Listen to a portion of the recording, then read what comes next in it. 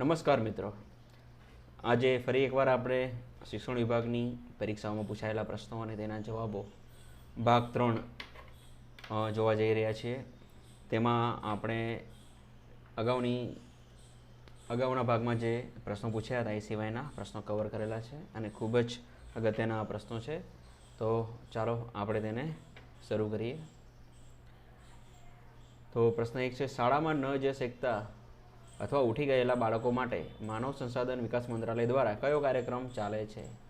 Okay, શાળામાં આપણે જે સ્થગિતતાની વાત કરીએ છીએ, બાળકો અધવચ્ચેથી શિક્ષણ છોડે છે, તો તેમના માટે કયો કાર્યક્રમ ચાલે છે? અવૈદિક શિક્ષણ, અનૌપચારિક શિક્ષણ જેને આપણે કહી શકીએ. ભારતમાં યુનિવર્સિટી શિક્ષણ પંચ ક્યારે રચવામાં આવ્યું હતું? તો 1948માં. યુનિવર્સિટી એજ્યુકેશન કમિશન એટલે યુનિવર્સિટી શિક્ષણ પંચ પણ એને કહેવાય છે. ના અધ્યક્ષ કોણ હતા? તો ડૉક્ટર સર્વપલ્લી રાધાકૃષ્ણન હતા. હાયર સ્કૂલના અધ્યાપકો માટે રિફ્રેશર કોર્સ એટલે કે અભિસ્થાપન વર્ગોની ભલામણ કરનાર કોણ હતા? હાયર સ્કૂલ અને ઇન્ટર કોલેજના અધ્યાપકો માટે રિફ્રેશર કોર્સ કે જેને ગુજરાતીમાં અભિસ્થાપન વર્ગો કહે છે, એની ભલામણ કોણે કરી હતી? તો ડૉક્ટર રાધાસ્વામી પંચે. માધ્યમિક શિક્ષણ પંચ પછી ગુજરાતમાં માધ્યમિક શિક્ષણનો સમયગાળો કેટલા વર્ષનો કરવામાં આવ્યો? ઓકે, માધ્યમિક શિક્ષણ પંચ તો એનો જે સમયગાળો હતો એ 3 વર્ષનો કરવામાં આવ્યો, ધોરણ 8 થી 10. ઓકે, આપણને ખ્યાલ છે 1 થી 7 પ્રાથમિક શિક્ષણ તરીકે જાણીતું છે. ત્યાર પછી ધોરણ 8 પ્રાથમિક શિક્ષણમાં એને લઈ લેવામાં આવ્યું છે. માધ્યમિક શાળાના શિક્ષકો માટે સમાન કામ માટે સમાન વેતનની ભલામણ કોણે કરી હતી? માધ્યમિક શિક્ષણ પંચ. ઓકે, આ પંચને મુદલિયાર કમિશન તરીકે પણ ઓળખવામાં આવે છે. સમગ્ર દેશમાં શિક્ષકોની એક સરખી ભરતી પ્રક્રિયાની ભલામણ કરનાર કોણ હતું? ડૉક્ટર લક્ષ્મણ સ્વામી મુદલિયાર. ઓકે, કે જેમણે માધ્યમિક શિક્ષણ પંચમાં તેની ભલામણ કરી હતી. યુનિવર્સિટી ગ્રાન્ટ કમિશનની નિમણૂક ક્યારે થઈ હતી? તો વર્ષ 1964માં. યુનિવર્સિટી ગ્રાન્ટ કમિશનના પ્રથમ અધ્યક્ષ કોણ હતા? તો પ્રોફેસર DS કોઠારી, દૌલતસિંહ કોઠારી. કયા કમિશનને શિક્ષણનો મેગ્ના કાર્ટા કહેવાય છે? તો કોઠારી કમિશનને.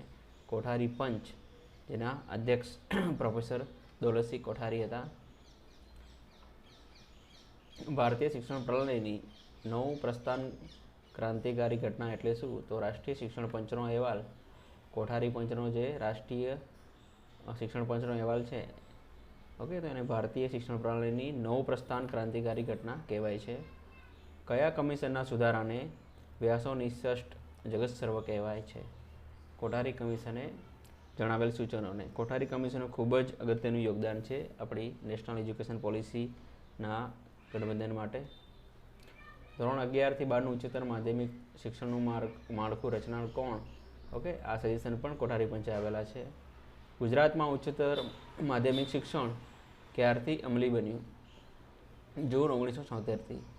મનોવૈજ્ઞાનિક શિક્ષણ માળખું એટલે શું?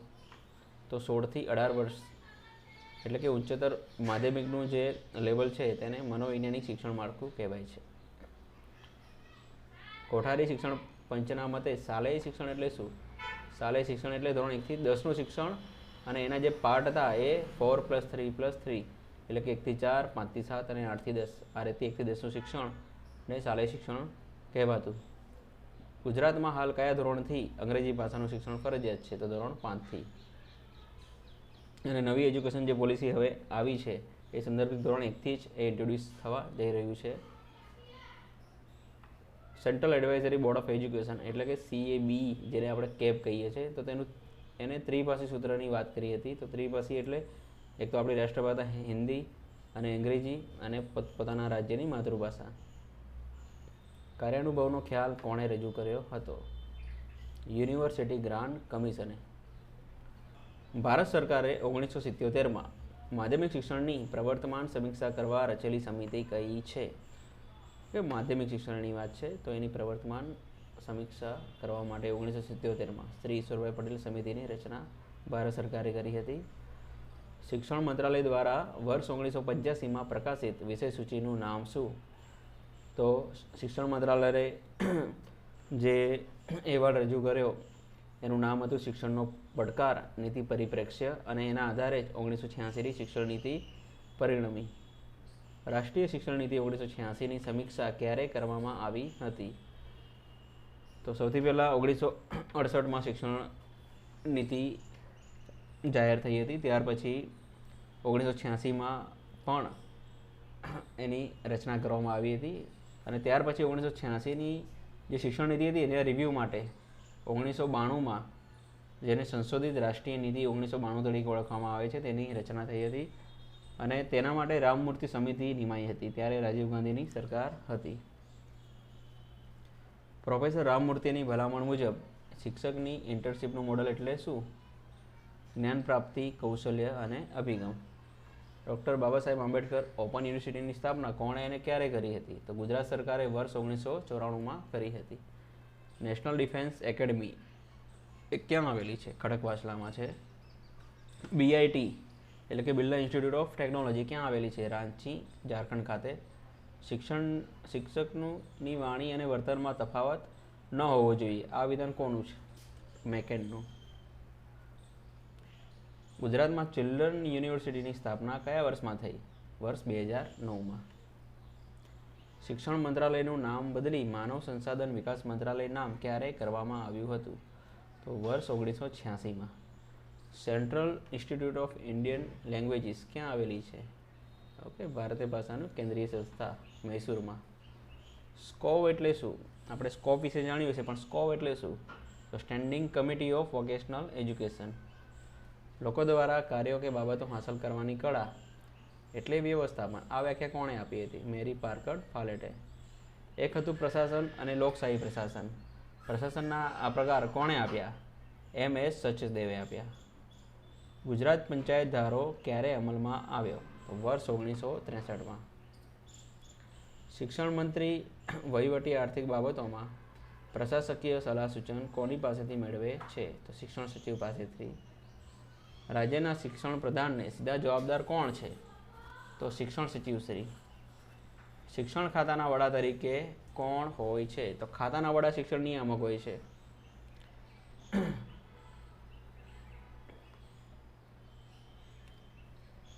ઓકે, અને પ્રાથમિક શિક્ષણ વિભાગના વડા કોણ હોય છે? પ્રાથમિક શિક્ષણ વિભાગના વડા કોણ હોય છે? તો શિક્ષણ સચિવ હોય છે.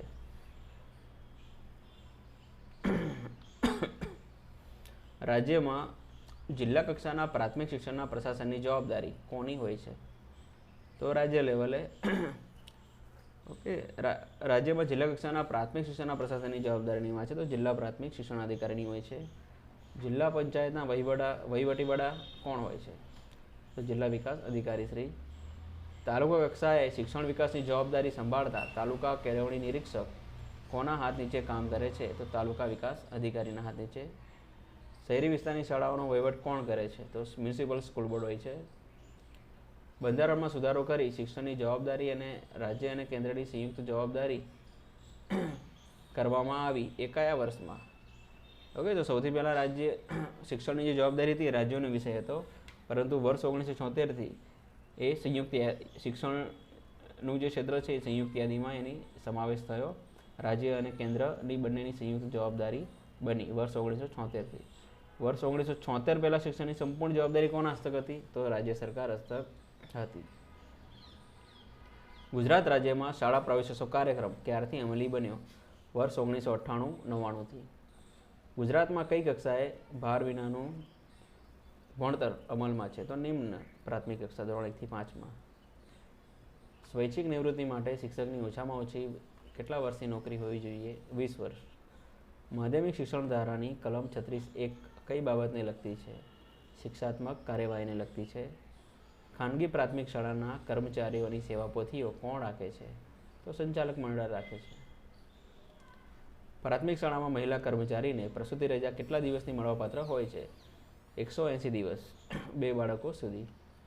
ગુજરાત સરકારે કયા વર્ષને કન્યા કેળવણી વર્ષ તરીકે જાહેર કર્યું હતું? વર્ષ 2002-03ને. નિભાવ ગ્રાન્ટ એટલે શું? તો સંસ્થાના નિભાવ અર્થે સહાય કરવા સ્વીકાર્ય ખર્ચ ઉપર અપાતી ગ્રાન્ટ એટલે નિભાવ ગ્રાન્ટ. કયા અધિકારી ગ્રાન્ટ પરત ખેંચવાનો કે ઘટાડો કરવાનું કામ કરી શકે છે? તો પ્રાથમિક શિક્ષણ નિયામક. શિક્ષણ મંત્રાલય ઈસવીસન 1951થી 16મી માર્ચ 1985 સુધી કયા નામે ઓળખાતું હતું? તો એનું જૂનું નામ હતું સમાજ કલ્યાણ અને સાંસ્કૃતિક મંત્રાલય, અને ત્યાર પછી 1985 પછી શિક્ષણ મંત્રાલય થયું. સમાજ કલ્યાણ અને સાંસ્કૃતિક મંત્રાલયને રાષ્ટ્રીય શિક્ષણ નીતિ 1986એ કયું નામ આપ્યું? તો માનવ સંસાધન વિકાસ મંત્રાલય. NCF 2005 નામનો શૈક્ષણિક દસ્તાવેજ કોણે તૈયાર કર્યો? તો NCERTએ. નેશનલ નોલેજ કમિશનની રચના કઈ તારીખે થઈ? 13મી જૂન 2005માં. રાષ્ટ્રીય શિક્ષણ નીતિની સમીક્ષા કરવા માટે વર્ષ 1992માં રચાયેલ 2 સમિતિના અધ્યક્ષ કોણ હતા? તો આચાર્ય રામપુરથી. ગુજરાતમાં રાષ્ટ્રીય મુક્ત વિદ્યાલય શિક્ષણ સંસ્થાની સ્થાપના ક્યારે થઈ હતી? ઓકે, એટલે NIOS National Institute of Open Schooling, એની સ્થાપના વર્ષ 2011માં થઈ. ભારતમાં સૌપ્રથમ દૂરવર્તી શિક્ષણનો પ્રયોગ કરનાર યુનિવર્સિટી કઈ? ઓકે, તો સૌથી પહેલાં દિલ્હી યુનિવર્સિટીએ આ કામ કર્યું હતું.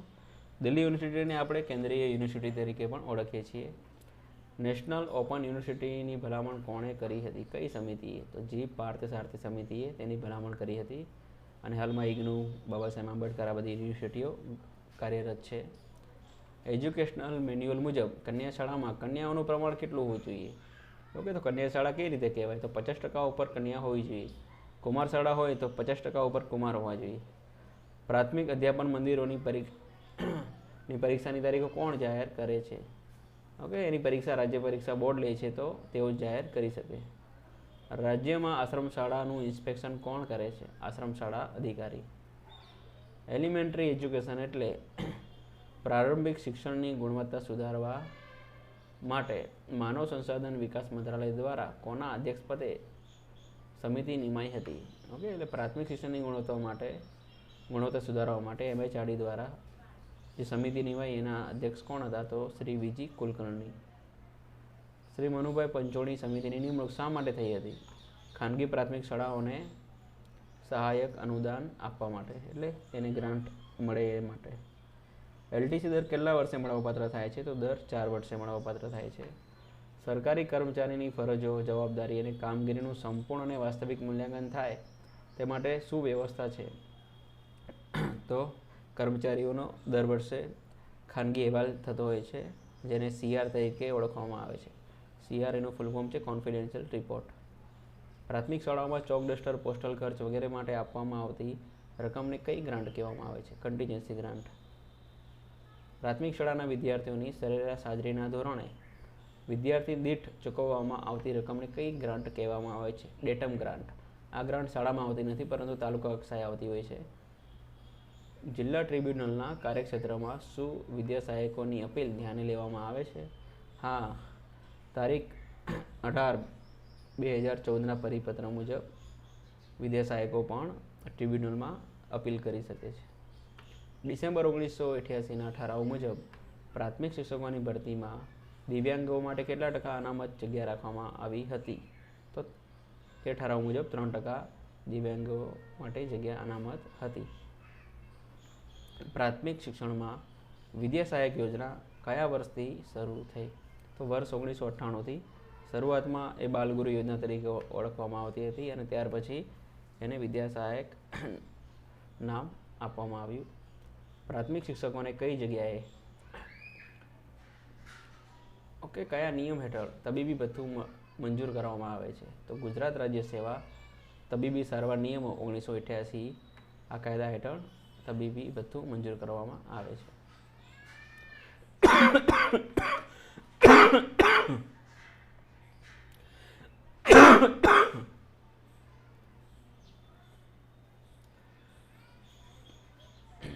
PSE પરીક્ષા, પ્રાઇમરી સ્કોલરશિપ એક્ઝામ, કયા ધોરણના વિદ્યાર્થીઓ આપી શકે છે અને તેનો જે સિલેબસ છે કઈ કક્ષાનો હોય છે?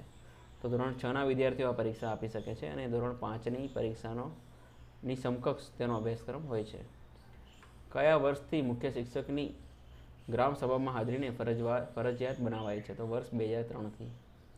રાજ્યના શિક્ષણ વિભાગ દ્વારા વિદ્યાદીપ વીમા યોજના કયા વર્ષથી શરૂ કરવામાં આવી? તો વર્ષ 2001થી, જ્યારે ભૂકંપ થયો એ પછી આ જાહેરાત થઈ હતી.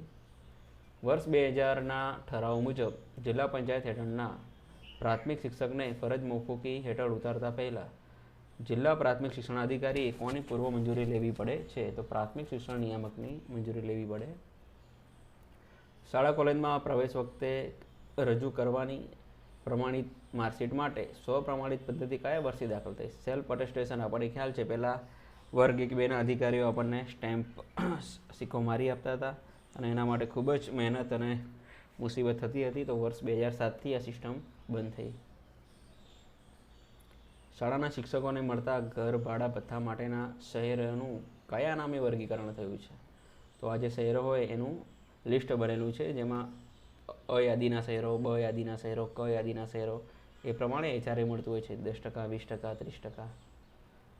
રાજ્ય સરકારની ઈ ગવર્નન્સ નીતિ અન્વયે વર્ગ 3ના કર્મચારીઓએ ઉચ્ચતર પગાર ધોરણ મેળવવા માટે કઈ પરીક્ષા પાસ કરવી પડે? સીસીસીની પરીક્ષા. અને વર્ગ 1 અને 2ના અધિકારીઓ સીસીસી પ્લસની એક્ઝામ પાસ કરવી પડે. શાળા પ્રવેશોત્સવ કાર્યક્રમને સફળ બનાવવા માટે જિલ્લા વિકાસ અધિકારી શ્રી અને જિલ્લા શિક્ષણ સમિતિ સાથે પરામર્શ કરવાની જવાબદારી કોની હોય છે? તો જિલ્લા પ્રોજેક્ટ કોઓર્ડિનેટરની હોય છે, કે જેઓ પોતે જિલ્લા પ્રાથમિક શિક્ષણાધિકારી હોય છે. ખાનગી પ્રાથમિક શાળાઓના શિક્ષકો માટેનું દેસાઈ પગાર પંચ કઈ સાલના પરિપત્રથી લાગુ પાડવામાં આવ્યું હતું? તો વર્ષ 1976થી. પ્રાથમિક શાળાના બાળકોને ગૃહ કાર્ય આપવા અંગેની જોગવાઈ મુંબઈ પ્રાથમિક શિક્ષણ નિયમો 1949ના કયા નિયમથી નક્કી થયેલ છે? ગૃહ કાર્ય બાબતની વાત 1949માં નિયમ 126માં કરેલી છે. ખાસ શાળા એટલે શું? રાજ્ય સરકારના અથવા સ્થાનિક સત્તાધિકારીના અભિપ્રાય પ્રમાણે કોઈ બાળક જો શારીરિક અથવા માનસિક ખોડખાપણથી પીડાતા હોય તો તેવા બાળકો માટે યોગ્ય હોય તેવું પ્રાથમિક શિક્ષણ આપતી શાળા એટલે ખાસ શાળા. એટલે ખાસ શાળામાં દિવ્યાંગ બાળકો માટે સ્પેશિયલ સુવિધા અપાતી હોય તેવી શાળાની વાત છે. પ્રાથમિક શિક્ષણમાં મદદની શિક્ષણ નિરીક્ષકની બઢતીથી નિમણૂક કરવા માટે કેટલા વર્ષો શૈક્ષણિક અનુભવ જોઈએ? તો બઢતીની વાત છે તો 7 વર્ષનો અનુભવ જોઈએ. રાષ્ટ્રીય ઇન્ડિયન મિલિટરી કોલેજ દહેરાદૂન દ્વારા યોજાતી પરીક્ષામાં બેસવાની પાત્રતા શું છે? તો ધોરણ 12માં અભ્યાસ કરતા કુમાર કે કુમારી આ પરીક્ષા આપી શકે છે. રાજ્ય પરીક્ષા બોર્ડમાં સભ્યોની પસંદગી કઈ રીતે થાય છે? તો બોર્ડના ચેરમેન સભ્યો પસંદ કરે છે. ખાનગી માધ્યમિક શાળા બંધ કરવા માટે સંચાલક મંડળે કેટલા સમય અગાઉ બોર્ડને નોટિસ આપવી જોઈએ? 6 મહિના અગાઉ. નિર્ધારિત જૂથને નિરંતર શિક્ષણ સુધી લઈ જવા માટેનો કાર્યક્રમ કયો છે? અનુસાક્ષરતા અભિયાન. ગામ આપણું કામ આપણું ભાવનાથી કયા કાર્યક્રમમાં કામગીરી કરવાનું સૂત્ર અપનાવવામાં આવ્યું હતું? તો સંપૂર્ણ સાક્ષરતા અભિયાન દરમિયાન આ સૂત્ર પ્રચલિત થયું હતું. આયુર્વેદ યુનિવર્સિટીનું વડુ મથક ક્યાં આવેલું છે? તો જામનગરમાં છે. ગુજરાતમાં કૃષિ યુનિવર્સિટીનું વડુ મથક ક્યાં આવેલું છે? દાંતીવાડા, બનાસકાંઠા. રાષ્ટ્રીય પ્રતિભા ખોજ પરીક્ષા નેશનલ ટેલેન્ટ સર્ચ એક્ઝામ કઈ સંસ્થા દ્વારા લેવામાં આવે છે? રાજ્ય પરીક્ષા બોર્ડ દ્વારા. ગુજરાત માધ્યમિક શિક્ષણ વિનિયમ 1974થી ક્યારથી અમલી થયેલ છે? તો 16મી માર્ચ 1974થી. GIET Gujarat Institute of Educational ટેકનોલોજીનું મુખ્ય કાર્ય શું છે? તો ધોરણ 1થી 8ના શૈક્ષણિક કાર્યક્રમોનું ટીવી માધ્યમ દ્વારા પ્રસારણ કરવું આ તેમનું કાર્ય છે. જિલ્લા કક્ષાએ માધ્યમિક શિક્ષણ બોર્ડના અધિકૃત અધિકારી કોણ હોય છે? તો જિલ્લા શિક્ષણાધિકારી. એમના હાથ નીચે EI એટલે કે એજ્યુકેશન ઇન્સ્પેક્ટર કામ કરતા હોય છે. ખાનગી પ્રાથમિક શાળાના શિક્ષકોની ભરતી માટે કયા નિયમો અમલમાં છે? તો પ્રાથમિક શિક્ષણ અધિનિયમ સુધારો શેડ્યુલ F એની અંદર ભરતી માટેના નિયમો જાહેર કરેલા છે. નવોદય શાળાઓનું સંચાલન કોના દ્વારા કરવામાં આવે છે? તો કેન્દ્ર સરકારના માનવ સંસાધન વિકાસ મંત્રાલય દ્વારા. સ્કૂલ ચલે હમ સ્લોગનની જાહેરાત કયા કાર્યક્રમ અંતર્ગત દૂરદર્શન પર પ્રસારિત થાય છે? ઓકે, તો સર્વ શિક્ષા અભિયાનના ભાગરૂપે આ જાહેરાત પ્રસારિત થતી હોય છે. ઓકે, થેન્ક યુ મિત્રો. આજે પણ આપણે આ 100 પ્રશ્નો કવર કર્યા છીએ. તો આ સિરીઝ ચાલુ જ રહેશે. અને લગભગ 15 થી 20 ભાગમાં બધા જ પ્રશ્નો આપણે મળી લઈશું અને ત્યાર પછી લેટેસ્ટ જે પણ પ્રોજેક્ટ આવ્યા છે એના વિશે આપણે વાત કરીશું. Thank you very much.